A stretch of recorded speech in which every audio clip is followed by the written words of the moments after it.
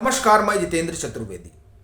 बात उस रहस्य की करेंगे जो चुनाव आयुक्त अरुण गोयल के इस्तीफे से जुड़ा हुआ है। वह इसलिए क्योंकि इसे लेकर कौतूहल बना हुआ और लोग जानना समझना चाहते हैं कि आखिर वो कौन सी परिस्थितियां रही जिसके कारण अरुण गोयल को लोकसभा चुनाव के ठीक पहले अपने पद से इस्तीफा देना पड़ गया।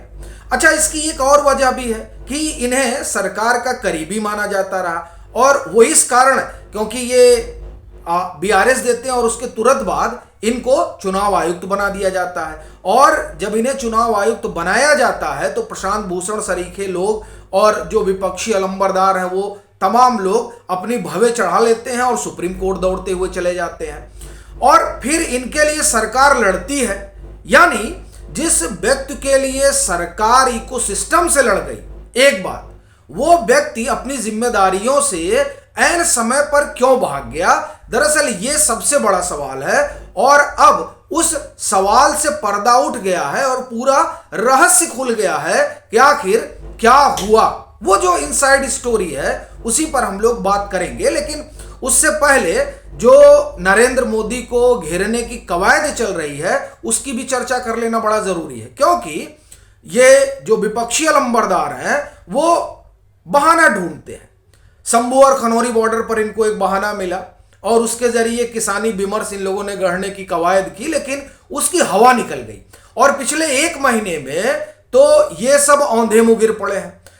अब क्या करें, अब इन्हें फिर कोई मुद्दा चाहिए था, तभी इनको अरुण गोयल का इस्तीफा वाला मसला बन जाता है। अब उस मसले के सहारे जो दुनिया का सबसे बड़ा लोकतंत्र है उस लोकतंत्र की चुनावी प्रक्रिया पर सवाल उठाया जा रहा है, ईवीएम पर सवाल उठाया जा रहा है और उठा वो लोग रहे हैं जिन पर से जनता का भरोसा उठ गया। वो लोग सवाल उठा रहे हैं और बाकायदे तो कुछ लोगों ने पत्र भी लिख दिया है। एक रिटायर्ड ब्यूरोक्रेट है, उन्होंने पत्र भी लिख दिया और वो चाहते हैं कि राष्ट्रपति जांच करें अरुण गोयल के इस्तीफे की कि उन्होंने इस्तीफा क्यों दिया। और उसको लेकर अब कई सवाल उठ रहे हैं जिसमें ईवीएम भी आ गया और आप जानते हैं कि ईवीएम को लेकर किस तरीके का अभियान चलाया जा रहा है कांग्रेस के जरिए। और यह कांग्रेस का इतिहास रहा है कि अब चूंकि चुनाव जीत नहीं पा रहे हैं तो अपनी नाकामयाबी का ठीकरा कहीं फोड़ना है, तो उस फोड़ने के जरिए अपने लिए एक सिंपैथी बनानी कि देखिए हम तो लड़ ही रहे हैं लेकिन नरेंद्र मोदी की सरकार जो है वो लड़ने ही नहीं दे रही है। तो यह भी एक विमर्श गढ़ने की कवायद चल रही, लेकिन वह भी पंचर हो गया। तो कैसे, दरअसल वो पूरा रहस्य निकल कर आ गया कि आखिर में इस्तीफा दिया क्यों। तो उसी पर हम लोग अब विस्तार से बात करेंगे। देखिए हुआ क्या कि मामला गहराया कब, जब ये लोग बिहार गए और बिहार के बाद पश्चिम बंगाल गए। पश्चिम बंगाल में जो चुनावी तैयारियां रही उसका इन लोगों ने जायजा लिया। इन लोगों ने यानी मुख्य निर्वाचन आयुक्त और निर्वाचन आयुक्त, मुख्य निर्वाचन आयुक्त राजीव कुमार और तब के चुनाव आयुक्त अरुण गोयल ने, इन लोगों ने वहां पूरी तैयारी वगैरह देखी और उसके बाद में क्या हुआ कि इनकी एक प्रेस कॉन्फ्रेंस थी। अब वो प्रेस कॉन्फ्रेंस करनी दोनों लोगों की थी, यानी मुख्य निर्वाचन आयुक्त और निर्वाचन आयुक्त को, लेकिन उसमें जो है निर्वाचन आयुक्त अरुण गोयल मौजूद नहीं रहते हैं। तब ये सवाल उठता है कि साहब आप लोग तो प्रेस कॉन्फ्रेंस में दोनों लोग आने वाले थे, तो गोयल साहब कहां चले गए। तो मुख्य निर्वाचन आयुक्त राजीव कुमार ने कहा कि देखिए स्वास्थ्य संबंधी समस्या थी इसलिए वो चले गए दिल्ली। अब क्या होता है कि वहीं से सवाल उठने लगता है कि आखिर में क्या रहा जिसकी वजह से वो प्रेस कॉन्फ्रेंस में नहीं आए। अच्छा, ये बात आई गई इसलिए हो गई क्योंकि 7 मार्च को निर्वाचन आयोग में एक बैठक होती है इन्हीं चुनावी तैयारियों को लेकर, तो उसमें राजीव कुमार भी होते हैं और अरुण गोयल भी होते हैं। तब ये लगता है कि नहीं, मामले का जो है पटाक्षेप हो गया। पर 8 मार्च को जो बैठक होती है गृह सचिव अजय भल्ला के साथ, उस बैठक में फिर अरुण गोयल नहीं आते हैं और बात ही नहीं इतना ही नहीं रुक जाती है, वो आते भी नहीं है और माननीय राष्ट्रपति के पास अपना इस्तीफा भेज देते हैं। अच्छा, अब ये बड़ी ऑकवर्ड सिचुएशन हो गई।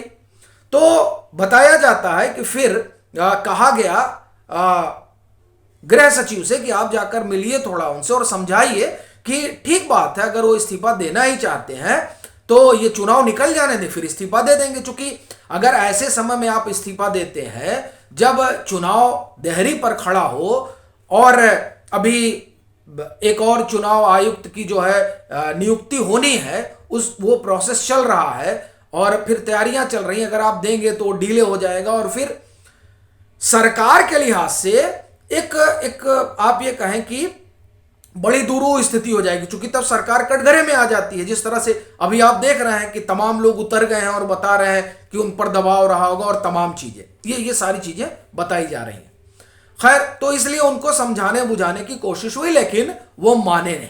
अच्छा, माने नहीं तो ये वो ठीक है, आप दीजिए, और राष्ट्रपति महोदय ने उनका इस्तीफा भी मंजूर कर लिया। अब असल सवाल यह है कि इस्तीफा दिया क्यों गया, आखिर कौन सी परिस्थितियां थी जिसके कारण अरुण गोयल ने अपना पद छोड़ा। बताया जा रहा है, और यह तकरीबन मुझे लगता है कि इसी ढर्रे पर बात गई, वो ये कि मुख्य निर्वाचन आयुक्त और निर्वाचन आयुक्त में ईगो क्लैश हो गया, आपसी जो टकराव रहा वो टकराव बहुत बढ़ गया। अब ये टकराव क्यों हुआ? देखिए, इस टकराव की दो वजह बताई जा रही है। पहली वजह तो ये बताई जा रही है कि ये जो चुनाव के दरमियान केंद्रीय सुरक्षा बल की तैनाती है, इसे लेकर उन लोगों में कुछ आपस में मिसअंडरस्टैंडिंग थी। उनका अपना कुछ मानना था, इनका अपना कुछ मानना था। अच्छा, देखिए क्या है कि जो बड़े अधिकारी हैं और उनमें आपस में इस तरह की मिसअंडरस्टैंडिंग हो जाती है, और उसमें एक होता है कि नहीं, आप सही नहीं कर रहे हैं, आप सही नहीं कर रहे हैं, लेकिन ये चीजें सुलझ भी जाती हैं। जैसा कि जब 5 मार्च को जो प्रेस कॉन्फ्रेंस हुई उसमें वो नहीं होते हैं कोलकाता में, और फिर 7 मार्च को जो निर्वाचन आयोग में बैठक होती है, उस बैठक में दोनों लोग मौजूद रहते हैं, तो उससे ये होता है कि चलिए बातें आई गई हो गई। लेकिन जब इस्तीफे वाली बात आ गई तो ये हुआ कि मतलब जो मतभेद है वो गहरा हो गया था। तो उसमें एक कारण तो ये बताया जा रहा है कि जो नियुक्तियां वगैरह थी, तैनाती वगैरह थी, माफ करिएगा, केंद्रीय सुरक्षा बलों की चुनाव के दरमियान, उसे लेकर इन लोगों में आपस में मतभेद था।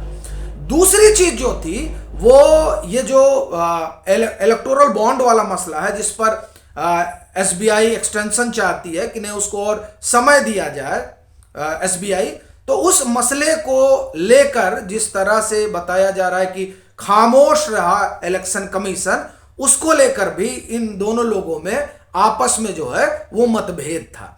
ये दो चीजें बताई जा रही हैं जिसके कारण अरुण गोयल को लगा कि अब इस टकराव में जाने से अच्छा है कि बाहर ही निकल लिया जाए। और वैसे भी अब अगर इस तरह का टकराव है और ये टकराव अगर चुनाव की घोषणा के बाद होता तो और भी ऑकवर्ड सिचुएशन हो सकती थी, क्योंकि अब आपकी अलग राय, उनकी अलग राय, और इन दो अलग राय में एक जो है चुनाव की घोषणा के बाद अलग तरह की परिस्थितियां बन जाती। तो यह भी वजह रही जिसके कारण उन्होंने निकलना ही ठीक समझा। और देखिए, इसे लेकर इतनी आप ये कहें कि विमर्श इसलिए भी गढ़ा जा रहा है क्योंकि 2024 के लोकसभा चुनाव के लिहाज से जो विपक्षी अलंबरदार है उनके पास कुछ है नहीं, और वो खुद को लोक कल्याण मार्ग की रेस में खड़ा करके बैठे हुए हैं। तो ऐसी परिस्थिति में अब कुछ ना कुछ तो करना पड़ेगा। तो इसीलिए चुनाव आयुक्त के बहाने ही नरेंद्र मोदी को घेरा जा रहा है और बताया जा रहा है कि देखिए ये बड़ा खेल किया गया है, इससे जो है चुनाव स्थगित किया जा सकता है, अब लोकतंत्र खतरे में है।